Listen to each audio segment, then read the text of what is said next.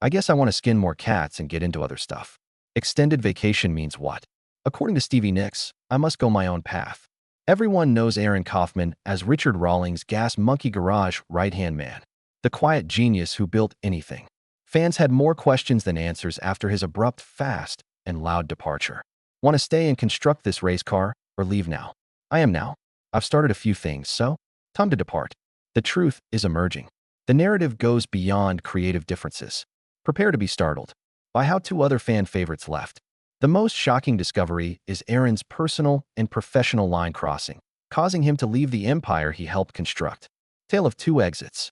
The sudden departure of two fast and loud favorites demonstrated how much viewers care about their favorite actors. Their interest goes beyond entertainment. They bond with film characters. This ancient pig won't start. Jason cleaned and reinstalled the carburetor. Such a child. We ruptured fuel lines. Lines clear. What's that? With a lion inside. This caddy should be ready for a gas monkey test drive. Losing them can feel personal. Television's power is amazing. It makes people feel like family in our homes and lives. Only Aaron, Tom, and Jordan know the exact reasons for their departures. Unless they reveal everything, fans may never know the whole story. But one thing is certain. Their absence was great. Many felt the show was incomplete without them. Before Aaron's surprise departure, Gas Monkey Garage lost Tom Smith and Jordan Butler. Their departure was significant, but Aaron's caused a seismic shift. Perhaps because Aaron had such a strong bond with Richard Rawlings at the garage's core. Fans were devastated by Tom and Jordan's departure. They were more than background mechanics. Skilled, witty, and passionate about their employment. So their unexpected disappearance didn't make sense. Because it's hard to think significant players would leave a great TV show without a good reason, rumors flew. Many first doubted the report. They called it online gossip. Reality hit when more websites reported the same thing. Real Tom and Jordan were gone. I don't like talking about Gas Monkey since it's the only job I've ever gotten fired from. My firing was for a bad cause. It was good. It wouldn't bother me. The news went viral, and people tried to figure out why. It's funny how people react to this news. Denial gripped some admirers. They couldn't picture fast and loud without Tom and Jordan. Psychologists call this, known as confirmation bias. People prefer what they know and reject what contradicts them. Some followers believe the report was bogus despite mounting proof.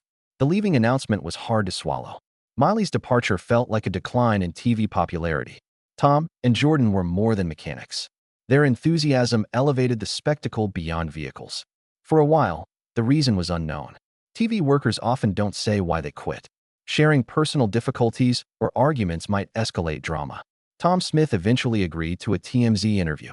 He was expected to confirm that he and Jordan quit to launch their own program. Tom told a more startling narrative.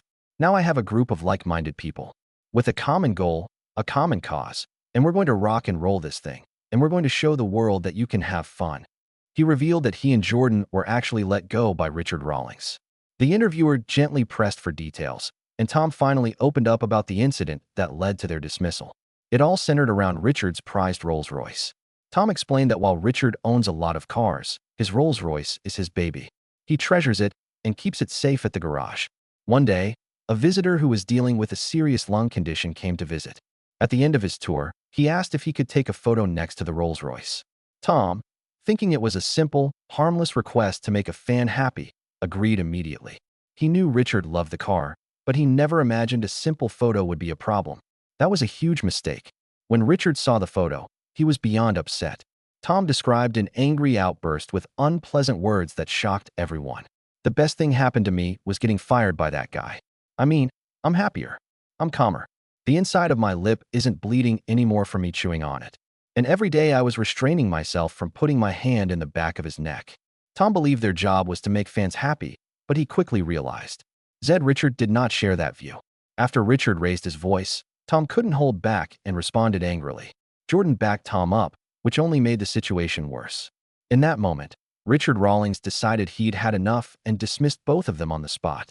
This single incident became the catalyst for their departure and fueled speculation for months.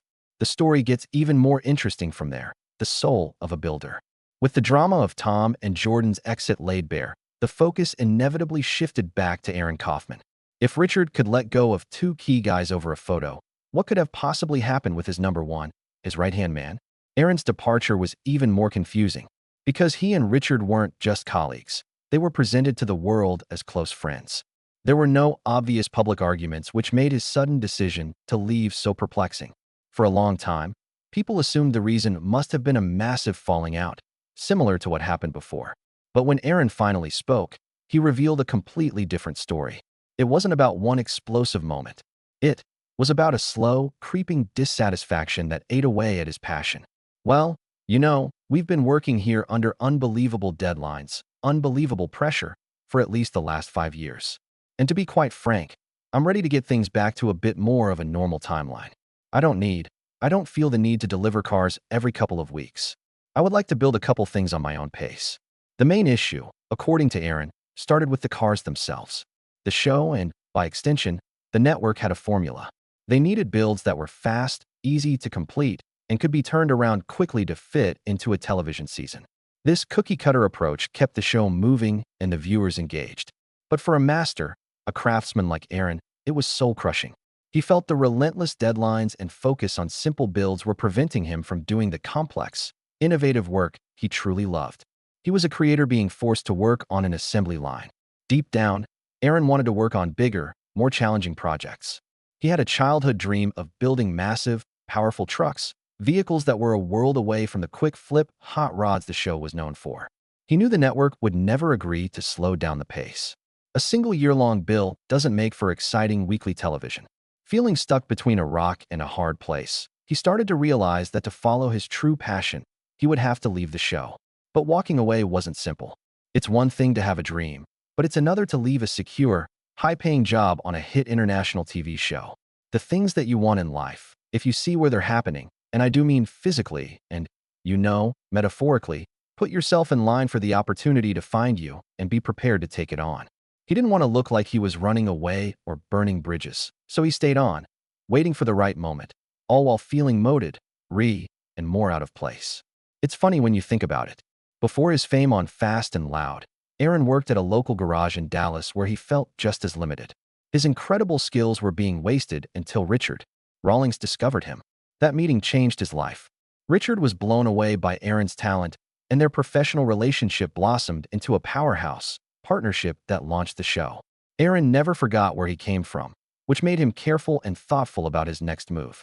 As time went on, the more he tried to fit into the show's format, the more he felt like an imposter. He was losing a part of himself with every quick and dirty build. He brought up his feelings with his team, hoping to find some common ground.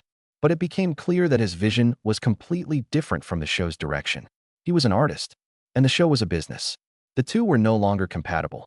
This realization pushed him to carefully plan his exit, making sure he didn't hurt his friends or leave the garage in a tough spot.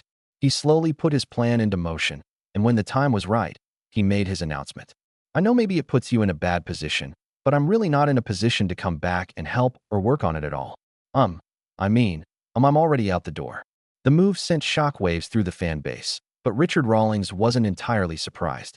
He noticed Aaron's dissatisfaction with smaller automotive initiatives. It felt like an era ended when Aaron Kaufman, the bearded marvel, left Gas Monkey Garage. Fans have argued for years that no one could ever fill his shoes. Yet his dream of manufacturing bigger trucks was only part of the story. When cameras stopped rolling, Aaron's need for creative freedom was important, but not everything. He discovered that his connection with Richard Rawlings was considerably more strained than everyone thought. Aaron became more forthcoming in following interviews, suggesting major disagreements about car selection. These were major difficulties, significant enough to damage their friendship and professional relationship. Aaron, a gentleman, never got into the minutiae, but he made critical issues evident. Behind the scenes, the perfect partnership on TV had severe fissures. We've been doing this for 14 years, buddy. Last 5 felt like 20. That was unexpected. A classic narrative in any high-pressure environment. Success in a rock band or reality program strains relationships. What starts as a fun hobby between friends may become a major corporation with network executive deadlines and millions at stake. The pressure to finish automobiles for shooting, auctions, and premieres was constant. Fun faded into a drudgery. He was exhausted. This is more hypothetical, but his interviews can help you figure it out. Personal concerns have crept in with artistic and professional conflicts. Small annoyances can escalate into huge disagreements while working closely with someone under pressure. As brand owner and face, Richard appears to have focused on growing the Gas Monkey business, restaurants, souvenirs, and other TV series. Aaron was only a constructor. He valued metal, engineering, and craft. Their core goals differed. Richard brand building. Aaron aimed to produce legendary automobiles. Some stories say ownership and recognition were significant conflicts. Aaron led construction and was the genius behind the designs. Our substantially changed ride height and considerably larger wheels and tires will allow us to ride at the frame rail where the axle once was untied. The Richard Rawlings show was fast and loud. Ultimately, the sign was for Richard's garage. Aaron became a star, but he may have believed he owed more of a share, influence, or say in the show's successful builds. Lead guitarists often seek to escape the lead singer's shadow. Aaron's desire for new challenges drove him. However, feeling undervalued or unheard would have fueled it. He was bored with monotonous employment and wanted to pursue his passions without limitation. Requesting permission, he was ready to run his own show and make his own decisions. Aaron Kaufman rushed after exiting the fast and loud whirlwind. Not just leaving a job, he began a dream. He created his own garage on his own terms. Archite fabrication was his new business. From the start, he wanted to develop the strong vehicles he was refused at Gas Monkey. He immediately began searching for people who shared his vision for enormous, high-quality, meticulously constructed automobiles. He handpicked a team of top talent from throughout the country to assist him realize his ambitious ambitions. Amazingly, Archite fabrication started strong. Aaron had multiple investors from the start due to his notoriety. The plot takes a crazy turn. Richard Rawlings was rumored to be one of their investors for years. It's amusing to consider. Richard often invests in former workers' enterprises, whether they left amicably or were fired. He's a smart businessman who can identify a good opportunity, and Aaron's skill was evident. This possible investment adds a fascinating element of complexity to their relationship, suggesting that despite their differences, they had professional respect or strong business sense. All right. Okay, guys. What can we do? You want me to inform the guys? Damn, man. What? Want me to inform the guys? Please let me handle that. They're going to be under enough freaked out pressure now anyways. I understand. With his shop up and running, Aaron made a brilliant strategic decision. Instead of trying to be everything to everyone, he chose to specialize. He knew that trying to work on all kinds of big cars might spread his resources too thin. So he decided to focus on a niche he was incredibly passionate about. This is a key lesson for any entrepreneur. Find your niche and own it. Aaron's lifelong passion has always been for Ford trucks, specifically the FS series models built from 1957 to 1979. He made these vintage dent-eyed and bump-side Fords the centerpiece of his business, aiming to become the #1 guy in the world for aftermarket parts and complete builds for these classic trucks. Was Aaron, as split from Gas Monkey, a brave move for artistic freedom or the inevitable end of a partnership that had simply run its course? Let us know your thoughts below. Don't forget to like and subscribe for more untold stories.